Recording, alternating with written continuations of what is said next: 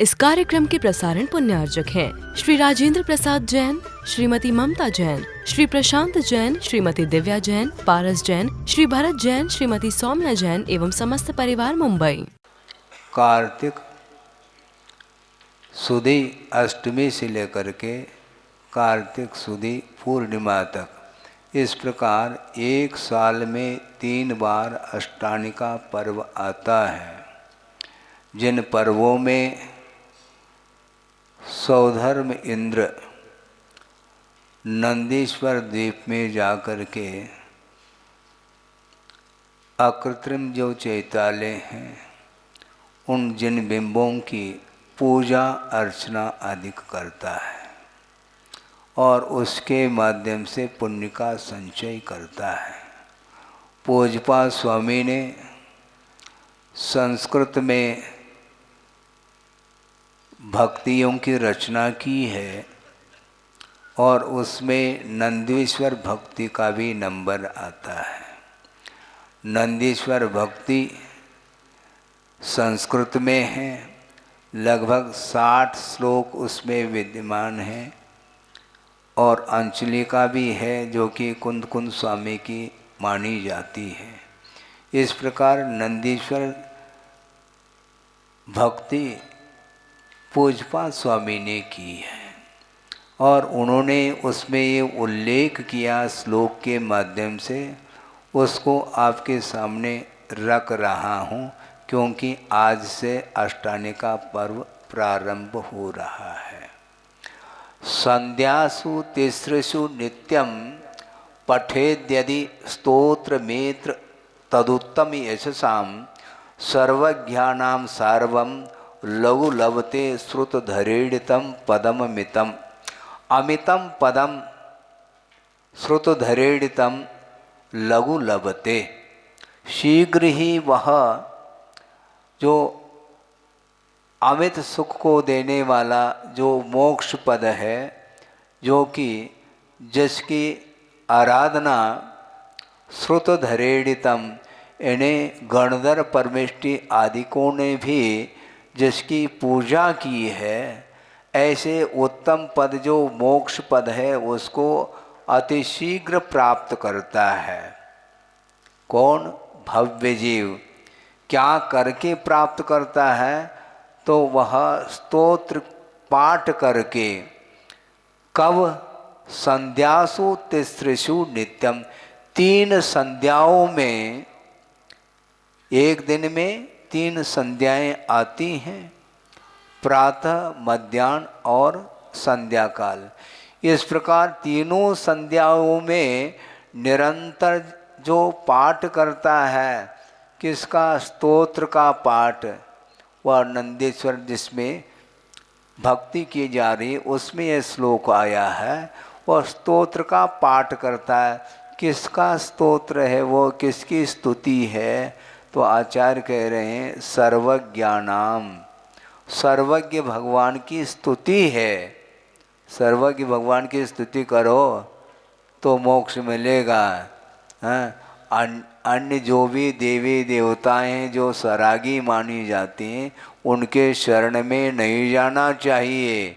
उत्तम यश को प्राप्त हुए जो सर्वज्ञ भगवान हैं, उनकी स्तुति को, स्तोत्र को जो पढ़ता है, वह कैसा स्तोत्र है? सार्वम अर्थात समस्त जीवों का हित करने वाला ऐसा जो सर्वज्ञ भगवान का स्तोत्र करता है, पाठ करता है 3 संध्याओं में, वह बहुत ही शीघ्र अनंत सुख देने वाला जो मोक्ष है उसको प्राप्त करता है।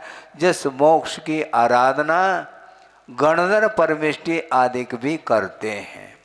सोचिए, जिस पद को प्राप्त करने के लिए गणधर परमेष्टि आदि भी आराधना कर रहे हैं, ऐसे अमित अनंत सुख को देने वाला जो मोक्ष है, उस मोक्ष पद को वह प्राप्त करता है भव्य जीव। क्या करके? सर्वज्ञ भगवान की स्तुति करके, उनकी भक्ति करके वह इस प्रकार मोक्ष को प्राप्त करता है।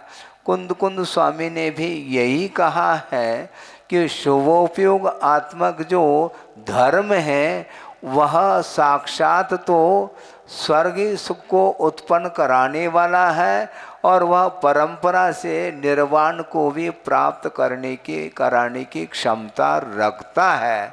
इस प्रकार शुभोपयोग आत्मक और शुद्धोपयोग आत्मक दो प्रकार का धर्म होता है, जिसकी आराधना कौन करते हैं? गणधर परमेष्टि भी करते हैं, अन्य श्रमण भी करते हैं और साथ साथ श्रावक गण भी उनकी स्तुति करते हैं। सर्वज्ञ भगवान की तीनों संध्याओं में पढ़ना चाहिए ऐसा कहा। मान लो प्रतिदिन आप पढ़ो तो अच्छी बात है, कम से कम अष्टानिका पर्व में 3 संध्याओं में यदि आप पढ़ते हैं तो पुण्य का संचय, साथ से पुण्य का संचय होता है। मान लो यह संस्कृत पाठ जिसको पढ़ना नहीं आता है तो गुरुदेव ने नंदेश्वर भक्ति का अनुवाद हिंदी भाषा में किया है और वह ज्ञानोदय छंद में उन्होंने लिखा है। ज्ञानोदय छंद उन्होंने नाम दिया है उस छंद का, जो कि मेरी भावना के लय से ही उसको पढ़ा जाता है और गुरुदेव ने इसका बहुत ही शब्दानुवाद के साथ पूरा का पूरा भाव उन्होंने उसमें उन श्लोकों में अंकित किया है। इसलिए आज से 8 दिन कम से कम अष्टानिका पर्व प्रारंभ हुआ है। आज अष्टमी है और यह फागुन सुदी अष्टमी है। यहाँ से लेकर के फागुन सुदी पूर्णिमा ये 8 दिन होते हैं। आप लोग 28 कह रहे थे कल अष्टानिका पर्व महाराज आपकी उपस्थिति में। उपस्थिति अलग वस्तु, किंतु आप तो उपस्थित हो सतना में। क्या सतना को छोड़ करके इन्हीं दोनों में बाहर जाना है क्या? शांतिनाथ भगवान के चरणों में अथवा नेमिनाथ भगवान के चरणों में बैठ करके कम से कम इन 8 दिन तक नंदीश्वर भक्ति का आप पाठ करेंगे, जिस पाठ में सर्वज्ञ भगवान की ही भक्ति की गई है और भक्ति के माध्यम से ही मुक्ति मिलने वाली है।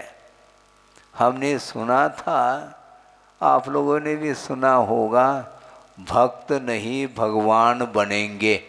आपने सुना? हमने तो सुना है। भक्त नहीं भगवान बनेंगे तो बन जाओगे, तुम ऐसा थोड़ी बन पाओगे। पहला भक्त बनो, भक्ति करो भगवान की और गुरु की, और प्रभु और गुरु की भक्ति के माध्यम से ही हम भगवत पद को प्राप्त कर सकते हैं।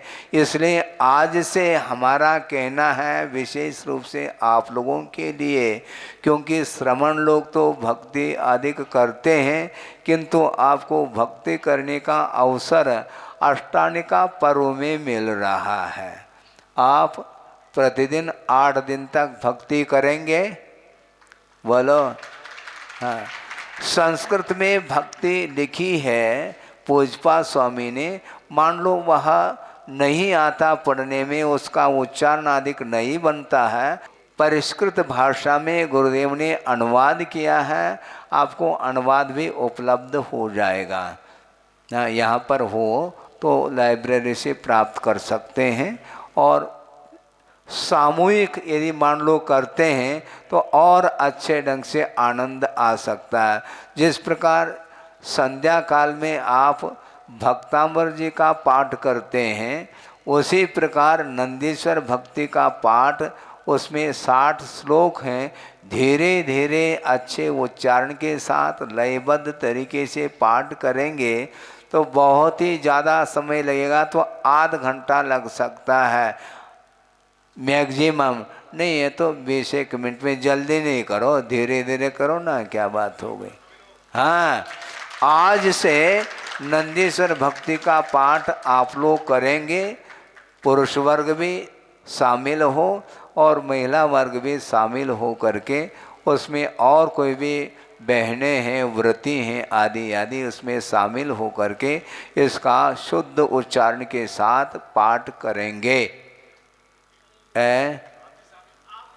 सामने नहीं, प्रभु के सामने करो। हाँ हाँ, नंदीश्वर भक्ति का हिंदी में है। हाँ, मेरी भावना आप लोग पढ़ते हैं लयबद्ध तरीके से, उसी प्रकार वह तर्ज है, लय है, उस लय में धीरे धीरे आप पाठ करेंगे। और जो पाठ करने की कला जिसके अंदर है वो थोड़ा उनके माध्यम से प्रारंभ हो जाए और आप लोग उसको पढ़ते चले जाएं। हाँ हाँ, महेश जी बैठे हैं, पंडित जी हैं, आप प्रतिदिन मैं सुनता हूँ भक्तामृत जी का आप पाठ करते हैं। इसी प्रकार अष्टानिका पर्व में तीनों संध्याओं में हो तो अच्छी बात, यदि समय नहीं भी है तो कम से कम संध्याकालीन समय में इसका पाठ 8 दिन तक तो होना चाहिए। और 8 दिन पाठ करने से अपने आप ही उच्चारण बनता चला जाएगा। जिसको समय है वह प्रतिदिन भी संध्या काल में इसका पाठ कर सकता, ऐसा मेरा आशय है। क्योंकि नंदीश्वर भक्ति में जो स्तुति की है, पूजपा स्वामी ने स्तुति की है, स्तोत्र की रचना की है, जिसमें सर्वज्ञ भगवान की स्तुति की है और समस्त भव्य जीवों का वह कल्याण करने वाला स्तोत्र माना जाता है। और वह इस प्रकार की भक्ति पाठ स्तोत्र का पाठ करता है नित्य तीनों संध्याओं में, तो वह क्या प्राप्त करता है? अमितम पदम लघु लभते, वह जिसकी कोई सीमा नहीं है, ऐसे अनंत सुख को देने वाला जो मोक्ष पद है, उस पद को वह बहुत ही शीघ्र अतिशीघ्र प्राप्त करता है। जिस मोक्ष की आराधना श्रुत धरेडितम, यानी गणधर परमिष्टि आदिकों ने भी उसकी पूजा की है, अर्चना की है, मोक्ष तत्व की आराधना की है। आप क्या प्राप्त करना चाहो? मोक्ष प्राप्त करना चाहते हैं महाराज, तो मोक्ष प्राप्त करना चाहते हैं तो सर्वज्ञ भगवान की स्तुति किया करो। सर्वज्ञ भगवान के उनकी स्तुति करते हुए पूज्यपाद स्वामी ने यह रचना की है, नंदीश्वर भक्ति है। और वह नंदीश्वर भक्ति में जाकर के सौदर मिंद्र आदि जाकर के अष्टानिका पर्व में वहाँ पर दिव्य द्रव्य का उपयोग करके वह पूजन अर्चन करते हैं। और आप लोग भी बिल्कुल दिव्य दिव्य हैं अष्टमंगल द्रव्य के माध्यम से वो स्तुति करो, पूजन करो, हैं तो और अच्छा होगा। 60 श्लोक हैं, ज़्यादा नहीं है, घंटों नहीं लगना है। और धीरे धीरे आप भाव भक्ति के साथ स्तुति का स्तोत्र का पाठ करेंगे। निश्चित रूप से अज्ञान दशा में अर्जित जो पाप हैं उनका क्षय देखा जाता है, उसकी निर्जरा होती है। और विशिष्ट मोक्ष प्राप्त करने के लिए जो सात्य पुण्य का संचय है वह भी इस स्तुति के माध्यम से स्तोत्र का पाठ करने से भव्य जीव वह पुण्य का संचय करता है। और इस स्तोत्र ये ऐसा स्तोत्र है कि सार्वम कहा, जितने भी भव्य जीव हैं उन सभी भव्य जीवों का हित करने वाला यह स्तोत्र है, यह स्तुति है। आप हित चाहते हैं क्या अहित चाहते हो? हाँ, जो हित चाहता है तो उसको निरंतर भगवान की स्तुति में अपना उपयोग लगाना चाहिए। पंच परमेष्टि की आराधना करने से ही आत्मा की उन्नति होती है। और इसको छोड़ करके वह संसारी प्राणी पता नहीं कौन कौन से पदार्थों को प्राप्त करना चाहता है, उसका लक्ष्य क्या है। यदि ये लक्ष्य प्रभु बनने का नहीं है और अन्यान्य विषयों को प्राप्त करने के लिए वह तत्पर है तो उसका उत्थान, उसकी उन्नति संभव नहीं है। इसलिए आप लोग ध्यान से आज से 8 दिन तक संध्या काल में नंदीश्वर भक्ति का पाठ करेंगे। हाँ, श्लोक का अर्थ हिंदी में है। हाँ, हिंदी में है, आप पढ़िएगा। क्योंकि जैसे समझने के लिए भक्तांबर का भी पाठ करते हैं आप, भक्तांबर नहीं, वो भक्तामर है, अंबर नहीं। हम इसी से जय जय करते रहेंगे हम। हैं। और मान लो किसी को नहीं आता, जय बोलो बेटा, जय जय बोलो, जय जय, तो जय जय कर रहा है वो। हाँ, जिसको अर्थ नहीं आता, कम से कम भगवान की आराधना करो आप, जय जयकार उनका हो, इस प्रकार भाव रखना चाहिए। हाँ, भगवान बनना चाहो तो भगवान की स्तुति करो, भक्ति करो, भक्त बनने का प्रयास करो। भक्त जो नहीं बनना चाहता है और जो भक्त बना हुआ है उसका विरोध करता है, तो उसके लिए कहीं भी 3 लोक में स्थान नहीं मिलेगा, ये ध्यान रखो। स्थान नहीं मिलेगा अर्थ क्या? प्रभु की आराधना करने योग्य जो क्षेत्र है उसको वो प्राप्त नहीं कर सकता, ये ध्यान रखो। हाँ, द्रव्य, क्षेत्र, काल, भव ये एकमात्र निमित्त हैं। ये निमित्त भूत सामग्री भी होना अनिवार्य है। नहीं है, उचित क्षेत्र यदि नहीं मिलता है तो वहाँ पर प्रभु का दर्शन नहीं मिलेगा।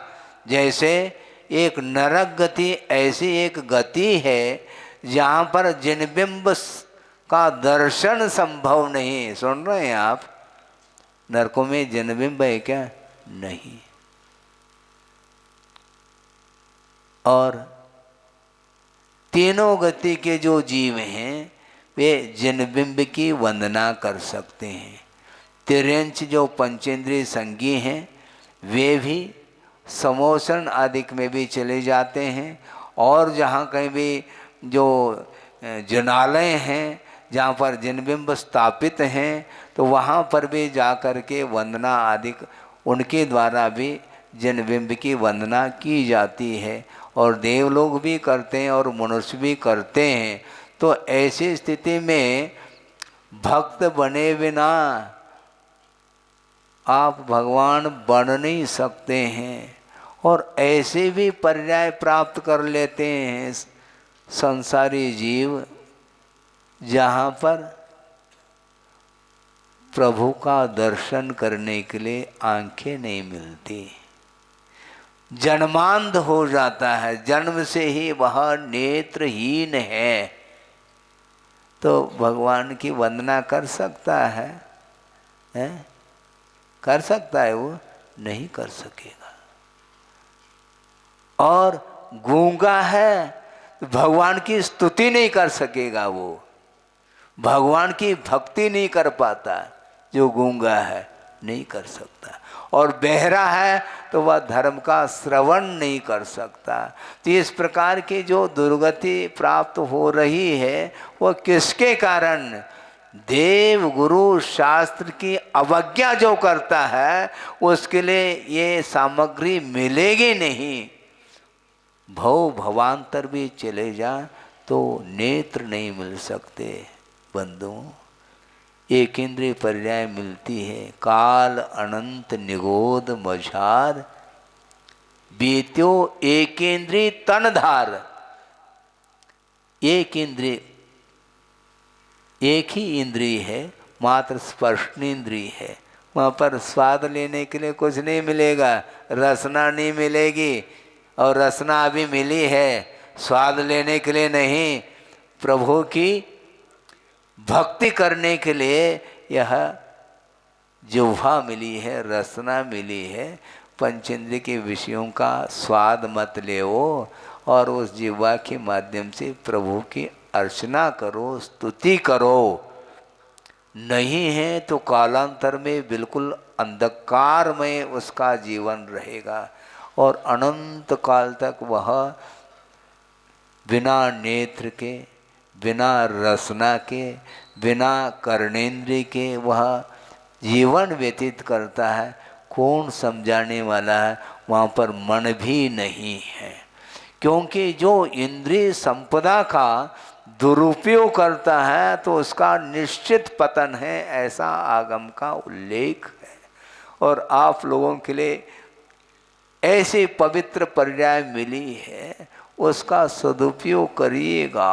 हाँ, सुरपति इंद्र लोग भी तरसते रहते हैं, वहाँ पर अकृत्रिम चैतालय में वो जा कर के वंदना स्तुति भक्ति पूजन आदि करते हैं। इसके बाद भी वहाँ पर सम्यक की उत्पत्ति तो हो सकती है, किंतु संयम की आराधना करने के लिए यदि कोई पर्याय मिलती है तो वो मनुष्य पर्याय के अलावा और कोई भी पर्याय नहीं है। और मनुष्य पर्याय में भी भोग भूमि जो मनुष्य हैं वे संयम को अंगीकार नहीं कर सकते। भोग भूमिज मनुष्य निश्चित रूप से वह देव गति को ही प्राप्त करते हैं, वहाँ से आकर के मनुष्य बन करके संयम आदि धारण करके मुक्त हो सकते हैं। इसलिए यह जो मनुष्य पर्याय है, या इस पर्याय से सारे के सारे रास्ते खुले हुए हैं। इसको क्या बोलते हैं? जंक्शन? क्या? हाँ, जंक्शन बोलते हैं। हाँ, सारे सारे रास्ते खुले हैं, यानी मनुष्य पर्याय से पुनः मनुष्य पर्याय को भी प्राप्त किया जा सकता है। मनुष्य पर्याय से देव पर्याय, नरक पर्याय, त्रिंज पर्याय सभी पर्याय प्राप्त कर सकते हैं, और मनुष्य पर्याय से मुक्ति को भी प्राप्त किया जा सकता है। इसलिए मोक्ष को प्राप्त करने की इच्छा रखने वाला जो भव्य जीव है वह सर्वज्ञ भगवान की निरंतर स्तुति करता रहता है। आप संयम के क्षेत्र में कदम रख सको तो अच्छी बात है, नहीं भी रख सको तो कम से कम शुभोपयोगात्मक जो धर्म है उस धर्म की आराधना करनी चाहिए। शुभोपयोगात्मक धर्म की आराधना गणधर परमेष्टि भी करते हैं। जब ध्यान से निवृत्त होकर के प्रवृत्ति करते हैं उस समय प्रभु की भक्ति वो भी करते हैं। भक्ति किए बिना कोई रास्ता ही नहीं, ऐसा कोई भी शॉर्टकट नहीं। ध्यान रखो, गली ढूंढना चाहो आप, संभव नहीं। शॉर्टकट में जेब कट होता है, और क्या, जल्दी पहुंचना चाहता है और बस जल्दी जल्दी में हो गया। इसलिए जो मार्ग प्रशस्त किया गया है आगम में, उसी मार्ग से उसी विधि से आपको चलना पड़ेगा। भले ही वर्तमान में संयम धारण करो या न करो, किंतु संयम धारण जो कर चुके हैं उनकी उपासना, उनकी वैयावृत्ति, इसलिए तो महाराज शाम को हम आते आप वैयावृत्ति नहीं करवाते। वैयावृत्ति का अर्थ क्या है उसको भी समझना है, नहीं समझ पाते। श्रवण साधना करना चाहता है तो उसके लिए साधना की योग्य वातावरण को निर्मित करना, यह भी उनकी वैयावृत्ति है। श्रवण सामाय कर रहे हैं उस समय शोरगुल हो रहा है, वो न करें, यह भी वैयावृत्ति। केवल पैर दबाना ये वैयावृत्ति नहीं। दबाओ, कोई बाधा नहीं, ज़्यादा दबाएंगे तो और हानिकारक है। मुख्य रूप से तो यही दान आदि देते हैं, इसमें भी वैयावृत्ति हो रही है। अभय दान है, औषध दान है, आहार दान है और आश्रय दान है, ये सारे के सारे दान हैं। उपकरण दान है, ये सब दान के कोटि में आते हैं। इसके माध्यम से भी वैयावृत्ति होती है। इसलिए वस्तुतः भक्ति करना सीखो, ये कहा जा रहा है। वंदना करना भी सीखो। वंदना करते समय, भक्ति स्तुति पूजन आदि करते समय उतने क्षण के लिए हमारा उपयोग अन्यत्र नहीं जाना चाहिए। हाँ, कम से कम उतने काल के लिए तो मोबाइल ऑफ करके रखना। घंटी बज जा, बजने दो, हमें कोई आपत्ति नहीं। तो विकल्प होता है, तो लेकर के क्यों आते हो जेब में? हाँ? रख करके आओ उतने क्षण के लिए और निश्चिंत हो करके। मान लो तुम सामायिक भी बैठने हैं, माला चल रही है और घंटी बज गई तो माला ही विकल्प होता है। क्या पता ये समाचार सुखद समाचार है, क्या दुखद समाचार है, ये आकुलता बनी रहती है, ये शल्य माना जाता है। इसलिए वह धार्मिक क्रियाओं को भी वह जल्दी जल्दी समाप्त करके उसको वह समाचार को सुनना चाहता है। मुख्य समाचार वही है क्या? क्या है? कौन सा समाचार है? समाचार का अर्थ कुछ नहीं, समीचीन आचार का नाम समाचार है। और समाचार पत्र, समाचार पत्रिका वो अलग वस्तु, अखबार है। क्या है ये? न्यूज़पेपर। इसका अर्थ बहुत अच्छा निकाला था आचार्य महाराज ने। न्यूज़ चारों दिशा संबंधी जो समाचार है, यानी नहीं, चारों दिशाएं आ गई, नॉर्थ, वेस्ट, ईस्ट, साउथ, ये न्यूज़पेपर आ गया। चारों दिशाओं खबर, खबर लेते हैं लेकिन फिर भी अखबार बोलते हैं। खबर है उसमें फिर भी अखबार बोला जाता है। यही तो व्यवहार है। उसमें खबर मिलती है फिर भी अखबार पढ़ रहा है, ऐसा बोलते हैं न्यूज़पेपर। ये न्यूज़पेपर नहीं। समाचार का अर्थ समीचीन आचार का नाम समाचार है। इसलिए जो संयम का अनुपालन कर रहे हैं, चाहे देश संयमी हो चाहे सकल संयमी हो, उनकी वैयावृत्ति सेवा, उनकी भक्ति, उनकी स्तुति आदि करके हम अपने परिणामों को उज्जवल बना सकते हैं, बनाना चाहिए। 9:45 बज गया है। प्रासंगिक एक और उदाहरण दे करके इस विषय को पूर्ण करता हूँ, किंतु संध्या काल में आप लोगों को पाठ करना है, भूलना नहीं है। क्योंकि आज से ही अष्टानिका पर्व प्रारंभ होने जा रहा है। हाँ, आप जो भी समय निर्धारित करना है तो आप कर सकते हैं। मैं ये कह रहा था कि श्रमण लोग तो तपस्या करते हैं, साधना करते हैं, रत्नत्रय की आराधना करते हैं और उसके माध्यम से पाप कर्म का वो क्षय करते हैं और विशिष्ट पुण्य का संचय करते हैं। महाराज हमारे लिए क्या है? हम तो श्रावक हैं, हम तो गृहस्थ हैं। रहो आप। गृहस्थ का अर्थ क्या होता है? गृहे तिष्ठति इति गृहस्थ।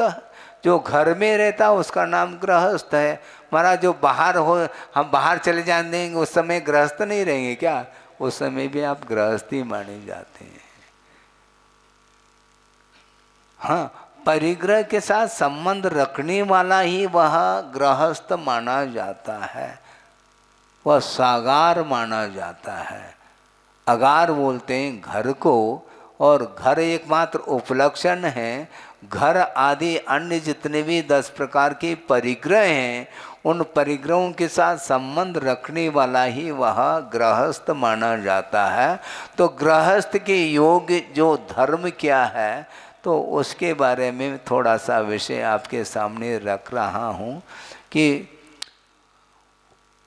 प्रथमाण योग आदि ग्रंथों में प्रसंग मिलते हैं। उनको पढ़ने से बड़ा आश्चर्य होता है कि गृहस्थ हो करके भी, श्रावक हो करके भी कितना साथ से पुण्य का अर्जन कर सकता है। एक प्रसंग है, शायद संभव है, विदेह क्षेत्र में चक्रवर्ती है। जहाँ तक मुझे स्मरण है पद्म नाम का चक्री है, ऐसे कोई नाम है, कोई भी नाम हो किंतु चक्री का नाम आता है, चक्रवर्ती का। और उनका पुत्र है जिसका नाम शिव कुमार, और उसका प्रसंग दिया है। चक्रवर्ती को पुत्र उत्पन्न हुआ और उसका नाम रखा गया शिव कुमार। और धीरे धीरे धीरे वह युवा अवस्था को प्राप्त हुआ है और माता पिता के लिए चिंता होती है। किसकी चिंता? और कौन सी चिंता है? विवाह संबंध करने की चिंता है। और एक अच्छा मुहूर्त ढूंढ करके उन्होंने विवाह कर दिया। और उनकी रानी कितनी है? एक नहीं, 500 सुंदर सुंदर कन्याओं के साथ उसका संबंध हो जाता है, विवाह संबंध। और विवाह संबंध तो हुआ क्योंकि तीव्र पुण्य का उदय था शिव कुमार का, तभी तो चक्रवर्ती के कुल में पैदा हुआ। और वैभव इतना लंबा चौड़ा है। और विवाह संबंध होने के बाद एक ऐसा संयोग जुड़ जाता है, वैराग्य के लिए कारण बन जाता है। कौन सा? रिद्धिधारी मुनि महाराज का दर्शन हो जाता है शिव कुमार को, तो वैराग्य प्राप्त हो जाता है। जाति स्मरण आदि हो जाता है तो उसको वैराग्य उत्पन्न हो जाता है। अब घर में रहने का भाव नहीं हो रहा है, संबंध तो हो गया है। 500 कन्याओं के साथ जो अप्सरा को भी बिल्कुल मात करने वाली है, वो इतनी सुंदर कन्याएं हैं। और एक नहीं, दो नहीं, 500। और विवाह संबंध होने के उपरांत इतना ऐसा संयोग, इसको भी बोलते हैं 7 से पुण्य का उदय और आ गया। संबंध जो हुआ वह भी पुण्य के उदय में ही हुआ है। विशिष्ट पुण्य के उदय में ही इस प्रकार सांसारिक संपदा भी, वैभव भी प्राप्त हो जाता है।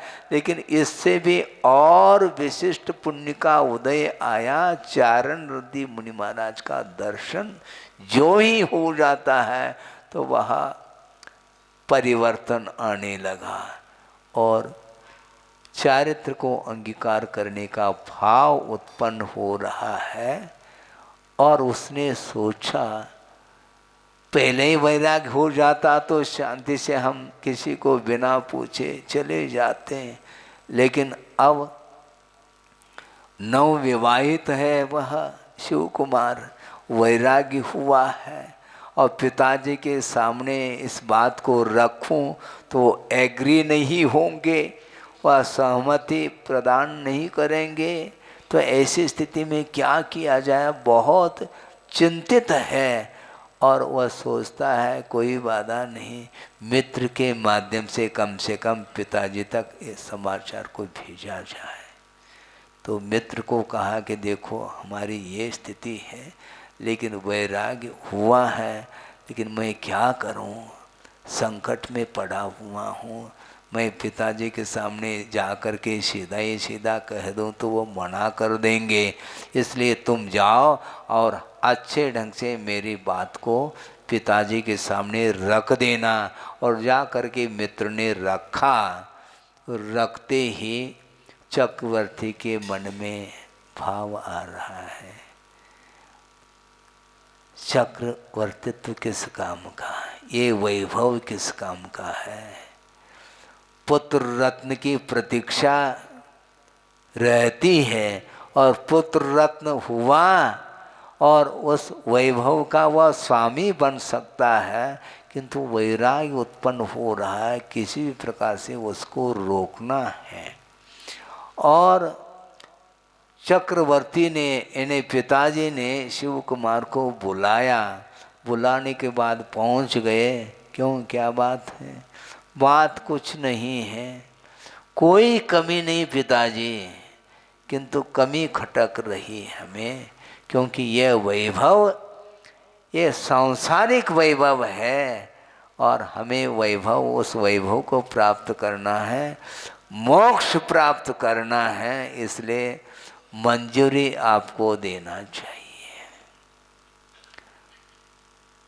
तो चक्रवर्ती समझाते हैं, बेटा तुम कहीं भी रहो, तुम्हें साधना करनी है, साधना में हम बाधक नहीं होंगे। तुम विश्व का कल्याण करना चाहते हो और आत्मा का भी कल्याण करना चाहते हैं, तो विश्व में मैं भी तो हूं। तुम चले जाओगे और मैं दुखी रहूंगा, इस अपेक्षा से तुम साधना कर लो, किंतु तुम यहीं पर बैठ करके इसी परिसर में तुम साधना कर लो, कोई बाधा नहीं। तो अब समस्या खड़ी हो गई। शिव कुमार ने सोचा, और बात तो ठीक है, वैराग्य तो मुझे हुआ है, लेकिन बाधा उपस्थित हो रही है। कोई बात नहीं, थोड़ी बहुत बाधा को हम स्वीकार कर लेते हैं, बाद में निश्चित रूप से हमारा जो लक्ष्य है उस लक्ष्य को मुझे पूर्ण करना ही है। इस प्रकार संकल्पित होकर के उन्होंने पिताजी को कहा कि पिताजी आप चिंता नहीं करो, आपकी जो भावना थी उसको मैं पूर्ण कर दूंगा। तो पिताजी को थोड़ी सी तसल्ली मिल जाती है। लेकिन शिव कुमार ने कहा कि पिताजी मैं इस परिसर को छोड़ करके नहीं जाऊंगा, किंतु स्वतंत्रता के साथ मैं साधना करूंगा। पिताजी बोलते तुम्हें जो करना हो कर लो, साधना कर लो, लेकिन इस परिसर के बाहर मत जाओ, कोई बाधा नहीं। और शिव कुमार व्रती बन जाते हैं, वैराग्य उत्पन्न हुआ है और आजीवन ब्रह्मचर्य व्रत लेकर के, प्रतिमा आदि धारण करके, और उसी हवेली के पास उद्यान में, उद्यान समझते हैं क्या? नहीं है, विद्यासागर उद्यान है, अभी उद्घाटन किया था, शिलान्यास। तो उद्यान का अर्थ बगीचा, हाँ, उसको आराम भी बोलते हैं संस्कृत भाषा में। आराम अर्थात सोना नहीं वहाँ पर जा कर के, हाँ, आराम का अर्थ वहाँ पर विशेष रूप से धर्म साधन करने के लिए एकांत में वह एक बगीचा है, उद्यान है, उसमें जा कर के वह आजीवन व्रत लिया है। इस कार्यक्रम के प्रसारण पुण्यार्चक थे श्री राजेंद्र प्रसाद जैन, श्रीमती ममता जैन, श्री प्रशांत जैन, श्रीमती दिव्या जैन, पारस जैन, श्री भरत जैन, श्रीमती सौम्या जैन एवं समस्त परिवार, मुंबई।